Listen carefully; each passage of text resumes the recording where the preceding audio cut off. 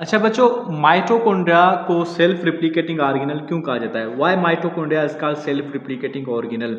देखो, हमें इसका एवोल्यूशन का पहले प्रोसेस पता होना चाहिए। एवोल्यूशन के दौरान माइटोकॉन्ड्रिया कैसे इजाद हुई है, माइटोकॉन्ड्रिया कैसे जो है ऑर्गेनिज्म के अंदर इवॉल्व हुई है। असल में एक छोटा बैक्टीरिया होता था, उसको बड़े बैक्टीरिया जो है छोटे बैक्टीरियाज को बड़े बैक्टीरियाज खाते थे। तो कुछ बैक्टीरियाज ने ऐसे किया, उसको जो है इंगल्फ किया, लेकिन उसको जो डाइजेस्ट नहीं किया, फिर वो ऐसे ऐसे वो कन्वर्ट हो गए ऑर्गेनल के अंदर, वो माइटोकॉन्ड्रिया हो गया। ठीक है, तो इसका मतलब ये है कि इस माइटोकॉन्ड्रिया के अंदर इसका अपना डीएनए भी होता है, आपने ये पढ़ा होगा। इसका अपना डीएनए होता है मैट्रिक्स के अंदर, इसके जो है राइबोसोम्स भी होते हैं, इसके अंदर डीएनए होता है, इसके अंदर राइबोसोम्स भी होते हैं। अब हमें पता है डीएनए का काम क्या होता है, कंट्रोल करना, और राइबोसोम्स का क्या काम होता है, प्रोटीन बनाना। तो ये एक शुरू से ही ऐसे था कि ये ऑर्गेनिज्म थे और अमाइटोटिकली जो है डिवाइड करते रहते थे। इसी तरह से अब जो किसी ऑर्गेनिज्म के अंदर हैं, खुद के अंदर मतलब सेल के अंदर मौजूद होते हैं, अब ये इंडिपेंडेंट नहीं है।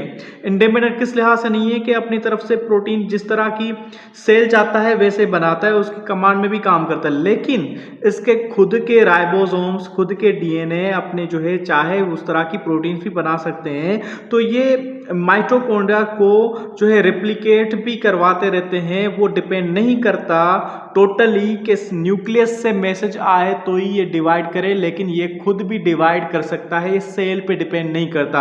अगर ये चाहे, अगर कोई बंदा जो है एक्सरसाइज कर रहा है, अगर एक्सरसाइज करता है तो उसके अंदर नॉर्मली सेल्स के अंदर फॉर सपोज जो है एक माइटोकॉन्ड्रिया होगी, लेकिन जब वो एक्सरसाइज करना शुरू करेगा तो उसके अंदर माइटोकॉन्ड्रिया की ज्यादा जरूरत पड़ेगी, क्योंकि उसको एनर्जी ज्यादा चाहिए। तो एनर्जी प्रोड्यूस कौन करता है, माइटोकॉन्ड्रिया प्रोड्यूस करते हैं। Mitochondria is called power house of cell. अब उसको एनर्जी ज्यादा बनाने के लिए एक माइटोकॉन्ड्रिया से काम नहीं चलेगा, तो उसको और ज्यादा माइटोकॉन्ड्रियाज अपने सेल्स के अंदर डेवलप करनी होगी। तो वो किस तरह से बनती हैं, वो रेप्लिकेशन होती है। वो माइटोकॉन्ड्रिया खुद से डिवाइड करती हैं, 1 से 2 बनती हैं, फिर 2 से 4 बनती रहती हैं, उस सेल के अंदर बढ़ जाती हैं ताकि एनर्जी की नीड को पूरा किया जाए। तभी इसको कहा जाता है सेल्फ रिप्लिकेटिंग ऑर्गेनल।